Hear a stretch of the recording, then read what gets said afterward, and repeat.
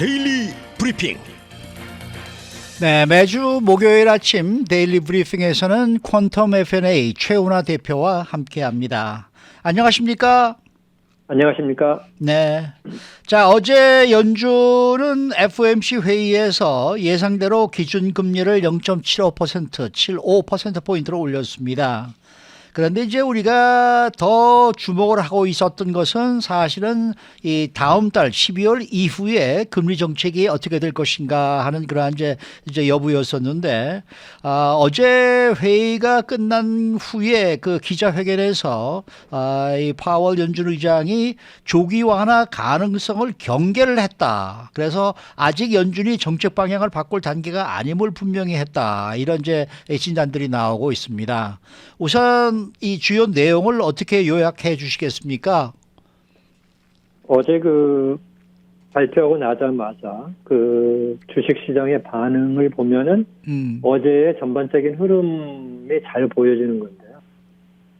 일단 금리 인상을 발표하고 나서 발표에 따른 결정문을 공개했을 때만 해도 주식시장이 굉장히 좋은 반가워하는 그런 반응을 보였었죠. 그래서 약간 좀 주식시장이 튀었는데 이제 기자회견을 하고 나니까 이게 아니구나 라는 이런 갑자기 분위기가 반전되는 그러한 입장이었어요. 그래서 이제 이게 어제 FOMC 미팅의 어떤 전반적인 분위기였는데 내용이 이제 이렇게 정리가 된다고 할 수 있어요.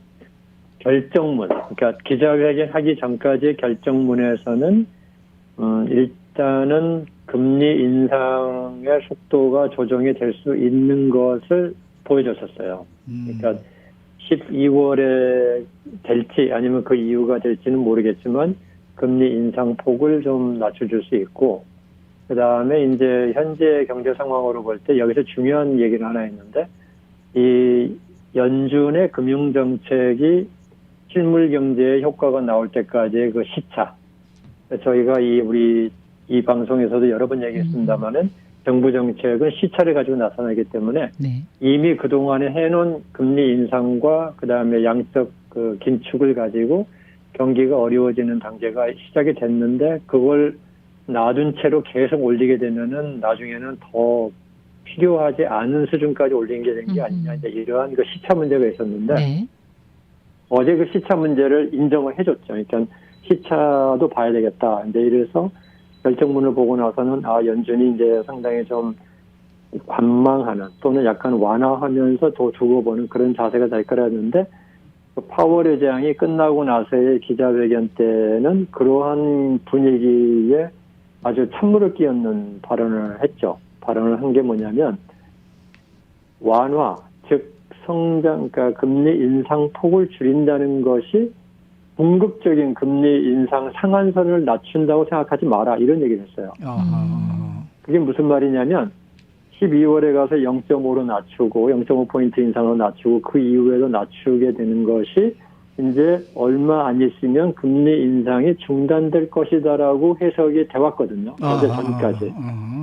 그런데 파월 의장의 말씀은 무슨 얘기냐면 0.5를 낮춘다고 해도 그 이후에 계속 조금씩 올려서 예상했던 것보다 더 높은 금리까지 갈 수 있다라고 얘기를 했거든요. 그러니까 그 말은 속도는 조정해 줄지 모르겠지만 지금 현재의 상태를 볼 때는 금리 인상 폭을 합쳐가지고, 그러니까 우리나라 말로 가랑비에 옷 젖는다 그러는가요? 이런 식으로 조금씩 올리더라도 지금까지 예상한 것보다는 훨씬, 지금까지 예상했던 것은 약 한 4.5%가 상한선이 되지 않을까라고 봤었는데 이제 그거보다 더 높은 선, 그러니까 5%도 넘어가지 않겠냐. 심지어는 어제 이후에는 지금 금융계에서 6%까지 가는 그런 전망도 나오고 있어요.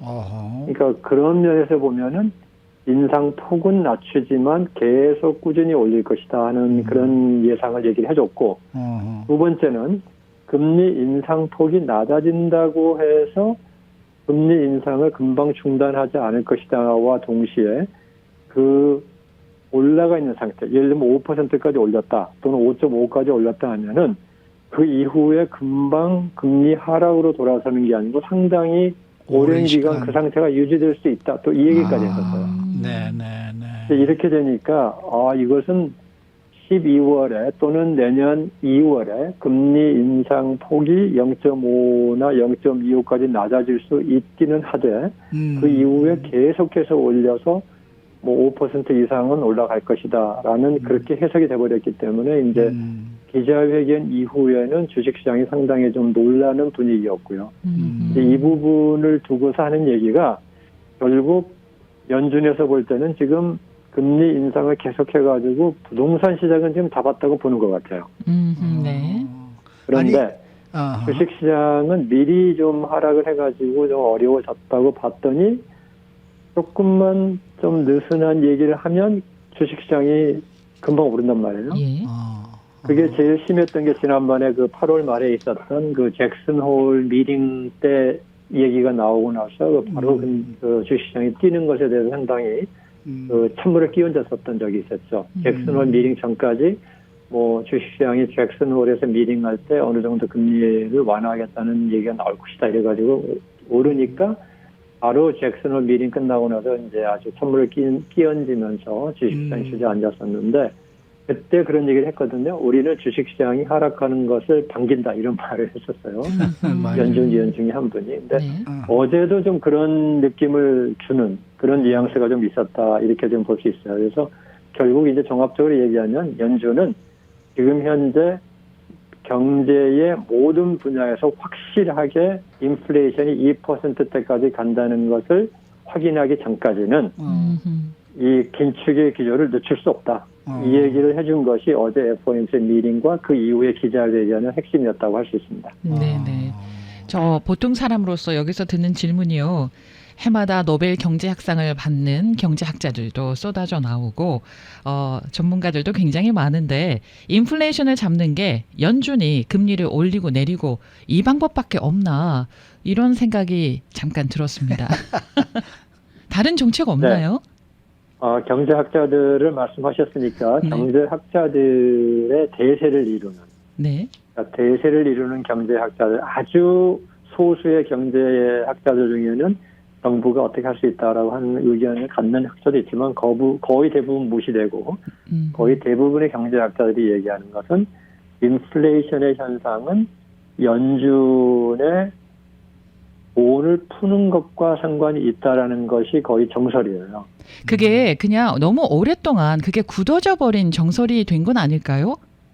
우리 이현주 위원께서 새로운 이론을 내가 경제학계에 새로운 노벨상을 받을 수 있는 그런 이론이신데 굳어졌다기보다는 네. 이 자본주의 시장, 특히 통화를 가지고 하는 화폐 경제 시장에서는 인플레이션이라는 게 저희가 일반인들이 생각하시는 상식적인 해석과는 좀 달라요. 그러니까 네. 상식적인 해석은 뭐냐면 물건이 귀해지면 값이 오른다라고 생각을 하실 거예요. 대부분. 네, 그렇죠. 그런데 화폐 경제를 다루는 입장에서 볼 때는요. 물건은 똑같다고 생각을 해요. 즉 자동차 한 대는 똑같은 자동차 한 대예요. 그런데 그 자동차 값이 올라가는 것은 이 시장에 자동차를 살 수 있는 사람들의 주머니에 있는 돈이 올라가기 때문에 수요가 올라가면서 올라간다. 이렇게 보는 것이 경제학계의 이론이에요. 아, 네. 예. 그래서 이해됩니다. 돈이 많이 풀리면 똑같은 물건이 이 세상에 100개가 있다고 할 때 돈이 100불이 있으면 한 개당 1불이 되는 거고 똑같은 물건이 100개가 있다고 할 때 돈이 200불이 풀리면 한 개당 2불이 되는 거예요. 네. 그렇죠. 이게 인플레이션 현상이에요. 그러니까 연준에서는 우리가 돈을 너무 많이 풀었구나. 그러니까 그렇게까지 많이 안 풀어도 됐었는데 많이 풀었구나. 그다음에 두 번째는 돈이 많이 풀려가지고 인플레이션이 온다라고 작년 초에 굉장히 아우성을 쳤는데도 네. 연준은 아니야 이거 일시적으로 끝날까라고 해가지고 11월까지 미뤘었잖아요. 네. 그렇죠. 여기에 대한 그 한마디로 이제 뒤늦게 열심히 지금 쫓아가는 거거든요. 인플레이션 잡기 위해서. 예. 그러니까 이런 면에서는 연준이 돈을 줄이는 것이 유일한 인플레이션의 해결책이다라고 보는 것이 싶습니다. 지금 댓글에요. 최은하 대표께서 연준 의장을 하시면 아주 잘하실 것 같다고 어떻게 생각하시는지 여쭤보신 분 계십니다. 뭐 너무나도 그 기대를 많이 해주신 감사한 말씀인데 네. 연준 의장이 뭐 저 같은 사람이 된다 그래도 현재보다 더 나은 정책이 나올 거라고 생각하지는 않습니다. 그래요. 아니 그러니까 어제의 그 연준의 발표에 따르면은 지금 물가 상승률이 2%대까지 내려오지 않으면은 계속 긴축을 더 하겠다 지금 그 얘기겠죠. 그리고 그렇죠. 근데 네, 우리가 시장에서 생각할 때 어느 정도 좀 12월부터는 좀 조만간 완화되지 않을까라는 기대감이 지금 어제의 그 파월 의장의 이야기로 완전히 그냥 작살이 나버린 거예요. 그렇죠? 그렇죠. 네. 그러면은 앞으로는 이 뭐랄까요? 이 내년까지도 지금 계속해서 이 긴축의 입장은 지금 갈 수밖에 없다는 그런 얘기 아니겠습니까? 그렇게 되죠. 근데 거기서 중요한 포인트는 이거예요. 네. 연준이 고백을 해준 게 뭐냐면 지금의 금리가 긴축의 금리인지를 모르겠다는 거예요. 그 도대체 그러면 또 책임은 누가 지는 거냐 이거예요. 네, 이것은 뭐 책임을 질 수 있는 사람이 없어요. 왜냐하면 이 경제라고 하는 것은 이 실험실에 이루어지는 학문이 아니기 때문에 본인들이 정책을 풀어놓고 이게 어떤 결과가 나오는가를 과거의 데이터를 가지고 이럴 것이다 예상을 하지만 이 경제는 살아있는 생명체예요. 우리가 글쎄요. 다 변하거든요. 우리 스스로도 변하고 그렇기 때문에 과거에 통했던 정책이 통하지 않는 경우도 꽤 많다 보니까 네. 두고 보는 수밖에 없어요. 해보고서. 이렇게 해보고 이게 되는구나 그러면 가는 건데 지금 현재 상태로 볼 때는 긴축이냐 아니냐조차도 지금 연준에서 확실치 않다는 얘기는 무슨 얘기냐면 인플레이션 레이트보다 아직 금리가 낮아요. 네네. 그러니까 어제도 연준에서 그 기자회견 때 그 얘기를 했죠. 파월 의장이 한 게 뭐냐면 지금이 긴축 금리인지를 우리는 자신 못하겠다. 그러면 인플레이션이 어느 정도 내려가야지 그 다음에 금리가 인플레이션보다 높을 때 우리가 긴축이라 한다라고 얘기를 하는 건데 그 단계가 아직 아닐 수 있다 이런 얘기고 이제 이 말은 우리 일반 그 소비자들이나 또는 사업하시는 분들의 입장에서는 지금보다도 더 경기가 나빠져야만이 이 결론이 날 것이다라고 생각을 하셔야 됩니다. 아, 네. 그 말은 연준에서 볼 때는 지금 경기가 나쁘지 않다는 거예요. 그러니까 비록 부동산 시장은 특히 주택 시장은 지금 뭐 한 달 건너서 계속 지금 뭐 충격적인 그 하락세를 겪고 있지만 그것은 부동산 시장에 국한된 얘기다 그렇게 보고 있는 거거든요. 그러니까 지금 소비는 여전히 상승세예요. 네. 네, 소비는 여전히 상승세이기 때문에 그다음에 고용 시장은 지금 뭐 오늘 아침에도 신규 실업 시장이 또 약간 더 들어오고 또 고용 시장에 지금 구인 수요도 여전히 높고 그다음에 고용 인건비가 지금 연율 기준으로 7.7% 올랐고요. 네.